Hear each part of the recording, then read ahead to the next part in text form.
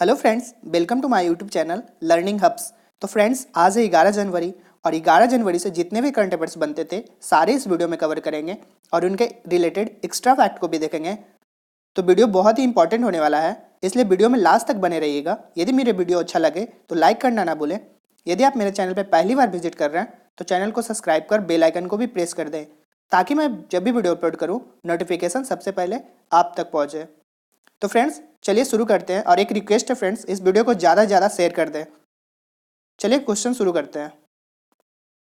Question है, हाल ही में किस देश में अमेरिका सेना और पेंटागन को आतंकवादी संस्थाएं घोषित कर दिया है?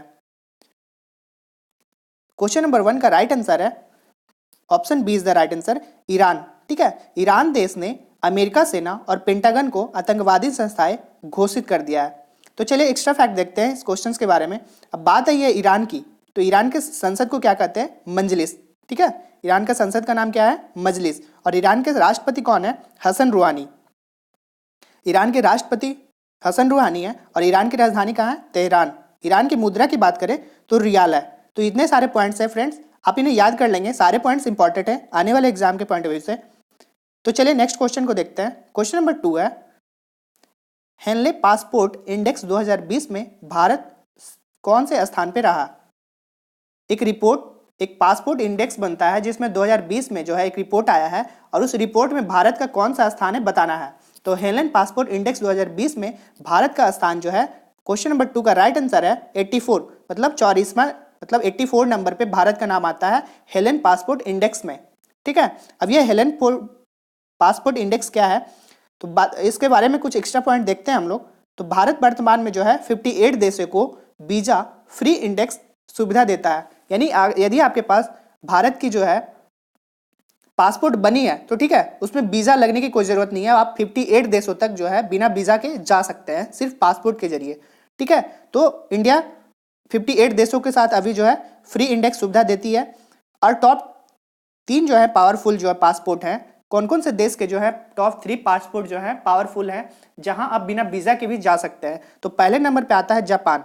जापान जो है 191 देश, जापान का यदि आपके पास पासपोर्ट है तो आप बिना वीजा के, ठीक है, बिना फ्री एक्सेस वीजा के आप 190 देश का भी जो सफर कर सकते हैं। सेकंड नंबर पे सिंगापुर है जो कि 190 देशों के साथ है। और थर्ड नंबर पे है जर्मनी और दक्षिण कोरिया है जो कि 189 देश के साथ है। ठीक है, तो ये टॉप 3 देश थे जिनको वीजा यदि आपके पास पासपोर्ट है तो वीजा की जरूरत नहीं पड़ेगी आपको, बिना वीजा के आप घूम सकते हैं। तो चलिए देखते हैं कुछ एक्स्ट्रा पॉइंट। यह रिपोर्ट जो है हेनली के द्वारा पास किया गया। तो हेनरी एंड पार्टनर्स के मुख्यालय कहाँ पे हैं?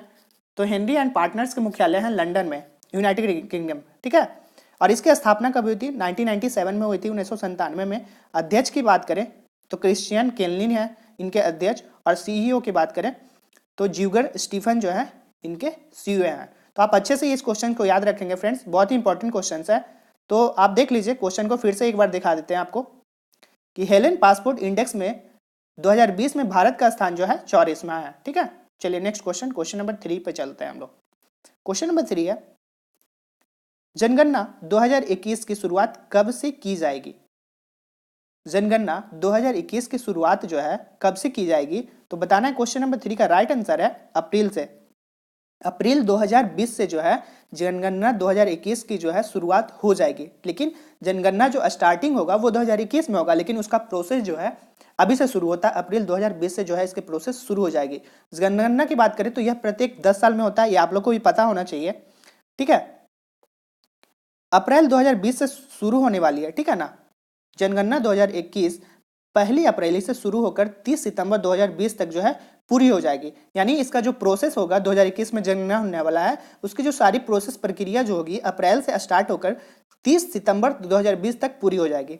ठीक है, और यह जो है 2021 का जो जनगणना होने वाला है एक मोबाइल फोन के एप्लीकेशन के माध्यम से किया जाएगा।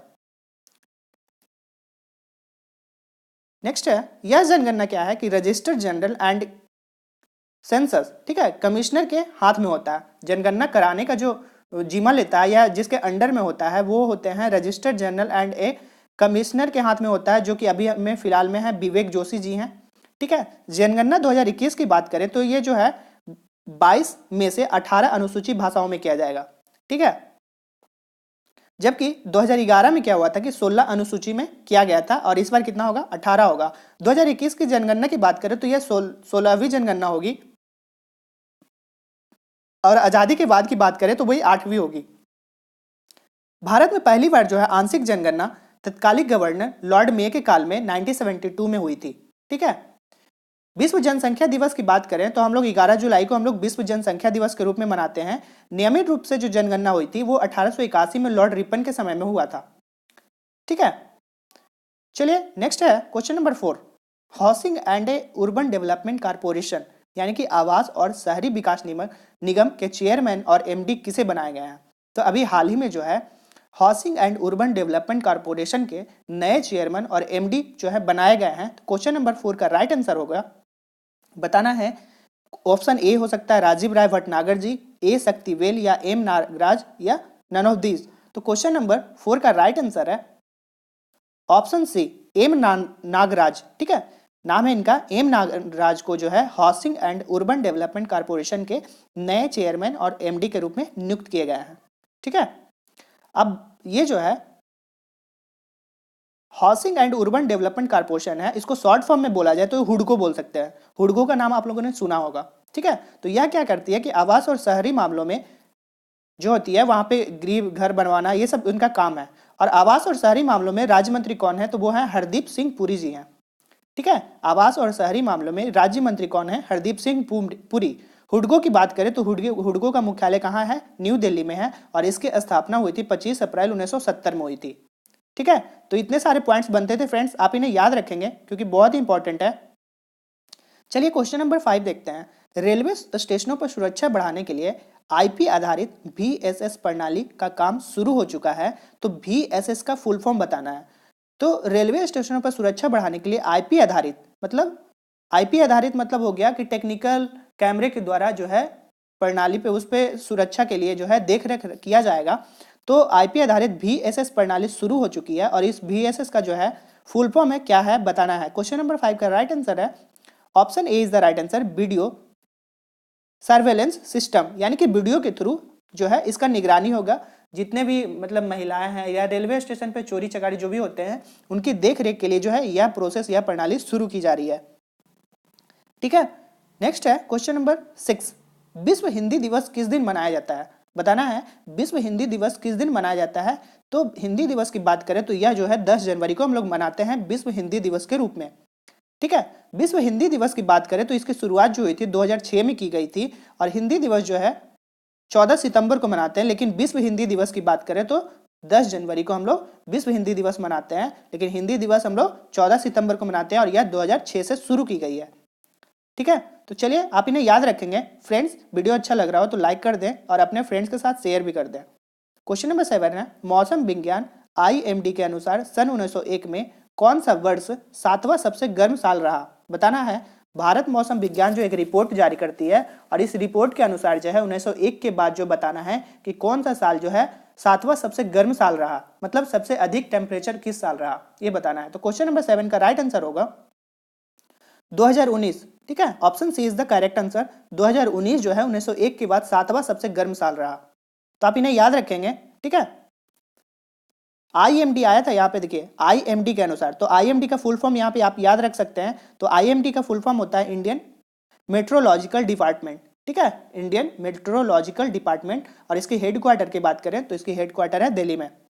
नेक्स्ट क्वेश्चन पढ़ते हैं हम लोग। क्वेश्चन नंबर 8 है महिला क्रिकेटर मिताली राज की बायोपिक, ठीक है, शाबाश मिठू के निर्देशक कौन है। तो महिला क्रिकेटर मिताली राज की जो बायोपिक बन रही है शाबाश मिठू के निर्देशक जो हैं, क्वेश्चन नंबर 8 का राइट आंसर होगा ऑप्शन ए, ठीक है, राहुल ढोलकिया जो हैं उनके निर्देशक हैं, डायरेक्टर हैं। क्वेश्चन ऐसे भी आ सकता है कि मिताली राज की बायोपिक जो बन रही है उसका नाम क्या है, तो उसका नाम क्या है शाबाश मिठू, ठीक है। तो आपको क्वेश्चन इस टाइप से पूछा जा सकता है या फिर पूछा जा सकता है ऐसे कि शाबाश मिठू जो है बायोपिक किसकी है, तो बायोपिक किसकी है, तो मिताली राज की। क्वेश्चन 3 टाइप से बन सकते हैं। तो सारे पॉइंट्स जो है इंपॉर्टेंट है, इसलिए आप इन्हें याद रखेंगे और अपने फ्रेंड के साथ ज़्यादा से ज़्यादा शेयर कर दें फ्रेंड्स। तो चलिए आप इन्हें याद रखेंगे कि मिताली राज की बायोपिक शाबाश मीठू के निर्देशक है राहुल ढोलकिया जी। चलिए नेक्स्ट देखते हैं। क्वेश्चन नंबर 9 है अंतरराष्ट्रीय नौसेना कार्यक्रम मिलन का मार्च 2020 में आयोजन कहां पे किया जाएगा बताना है। तो अंतरराष्ट्रीय नेवी का नौसेना का कार्यक्रम जो मिलन है वो 2020 का आयोजन हो जाएगा आपका विशाखापट्टनम में। ठीक है, अंतरराष्ट्रीय नौसेना कार्यक्रम मिलन का जो आयोजन है विशाखापट्टनम में किया जाएगा। क्वेश्चन नंबर 10 है हाल ही में अम्मा बोडी योजना, ठीक है, हाल ही में अम्मा बोडी योजना के किस राज्य में शुरू की गई है। तो अम्मा बोडी योजना जो बताना है कौन से स्टेट में अभी शुरू की गई है। तो 10 नंबर का राइट आंसर है केरल में। अम्मा बोडी योजना जो है केरल में शुरू की गई है। ठीक है, चलिए नेक्स्ट क्वेश्चन देखते हैं।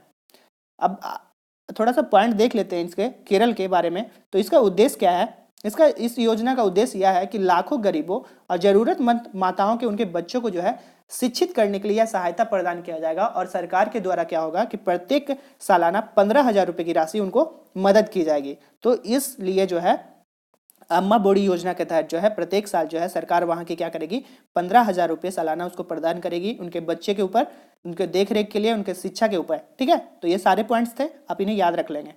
नेक्स्ट है क्वेश्चन नंबर 11, हाल ही में 7वीं राष्ट्रीय आइस हॉकी चैंपियनशिप किसने जीती है। तो 7वीं राष्ट्रीय आइस हॉकी जो जीती है किसने जीती है। क्वेश्चन नंबर 11 का जो राइट आंसर है लद्दाख ने। ठीक है, 7वीं राष्ट्रीय आइस हॉकी जो है वो चैंपियनशिप लद्दाख ने जीती है। तो फ्रेंड्स चलिए एक बार फिर से सारे क्वेश्चन को रिवाइज कर लेते हैं ताकि आपको अच्छे से याद हो जाए। ठीक है, क्वेश्चन नंबर 1 देख लेते हैं। हाल ही में किस देश ने अमेरिका सेना और पेंटागन को आतंकवादी संस्थाएं घोषित कर दिया है। तो यह जो देश का नाम है वो है ईरान। ठीक है, आप इन्हें याद रखेंगे। नेक्स्ट क्वेश्चन है हेनले पासपोर्ट इंडेक्स 2020 में भारत कौन सा स्थान पे है। तो 84वें स्थान पे है, ऑप्शन सी। नेक्स्ट है जनगणना 2021 के अनुसार, ठीक है, जनगणना 2021 की शुरुआत जो है कब से की जाएगी। तो ये जो है अप्रैल से शुरू की जाएगी, अप्रैल 2020 से इसकी शुरुआत की जाएगी। नेक्स्ट है housing and urban development corporation के नए एमडी और चेयरमैन कौन है बताना है। तो ये है जो है एम नागराज जी है। ठीक है, नेक्स्ट है रेलवे स्टेशन पर सुरक्षा बढ़ाने के लिए आईपी आधारित VSS प्रणाली का काम शुरू हो चुका है। तो VSS का फुल फॉर्म बताना है। तो वीडियो सर्वेलेंस सिस्टम, इसका फुल फॉर्म होगा VSS का। नेक्स्ट है विश्व हिंदी दिवस जो है 10 जनवरी को मनाते हैं हम लोग। नेक्स्ट है भारत मौसम विज्ञान IMD के अनुसार सन 1901 के बाद जो है कौन सा वर्ष 7वां सबसे गर्म साल रहा। तो 2019 जो था सबसे गर्म साल था। ठीक है, नेक्स्ट है 8 महिला क्रिकेटर मिताली राज की बायोपिक शाबाश मीठू के निर्देशक कौन है। तो शाबाश मीठू के निर्देशक जो है राहुल ढोलकिया है। ठीक है, option A is the right answer. Next है अंतर्राष्ट्रीय नौसेना कार्यक्रम मिलन का मार्च 2020 में आयोजित कहाँ पे किया जाएगा। तो ये किया जाएगा विशाखापट्टनम में। नेक्स्ट है क्वेश्चन नंबर 10, हाल ही में अम्मा बोडी योजना, ठीक है, तो अम्मा बोडी योजना किस राज्य में शुरू की गई है। केरल में। नेक्स्ट है क्वेश्चन नंबर 11 है हाल ही में 7वीं राष्ट्रीय आइस हॉकी चैंपियनशिप किसने जीती है। तो ये जो जीती है वो लद्दाख ने जीती है। तो फ्रेंड्स ये था आज का करंट अफेयर्स। फ्रेंड्स वीडियो अच्छा लगा हो तो लाइक कर दें और फ्रेंड्स अपने दोस्तों के साथ व्हाट्सएप फेसबुक जितना जगह है शेयर करने की जगह वहाँ पे आप मेरी वीडियो को शेयर कर दें ज़्यादा से ज़्यादा। तो मिलते हैं हम नेक्स्ट वीडियो में, तब तक के लिए जय हिंद।